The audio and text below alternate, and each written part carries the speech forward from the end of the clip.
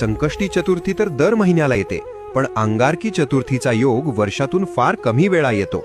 तुम्हाला माहिती आहे का, संकष्टीपेक्षा अंगारकी चतुर्थीला 21 पटीने जास्त महत्त्व का आहे? जेव्हा संकष्टी चतुर्थी मंगळवारी येते तेव्हाच तिला अंगारकी म्हटले जाते. याचे कारण पुराणात आहे. अंगारक म्हणजेच मंगळ ग्रह. अंगारकाने गणपतीची हजारो वर्षे कडक तपश्चर्या केली होती. त्याच्या भक्तीने प्रसन्न होऊन बाप्पाने त्याला वरदान दिले, आजपासून जो वार तुझा आहे म्हणजेच मंगळवार, त्या दिवशी जर चतुर्थी आली तर ती तुझ्या नावाने म्हणजेच अंगारकी म्हणून ओळखली जाईल. या दिवसाचे महत्त्व खूप मोठे आहे. शास्त्र सांगते की वर्षभर येणाऱ्या सर्ण संकष्टी केल्यावर जे पुण्य मिळते ते पुण्य फक्त एक अंगारकी केल्याने मिळते. ज्यांच्या पत्रिकेत मंगळ दोष आहे किंवा ज्यांना कर्जातून मुक्ती हवी आहे त्यांच्यासाठी हा दिवस सुवर्ण संधी असतो.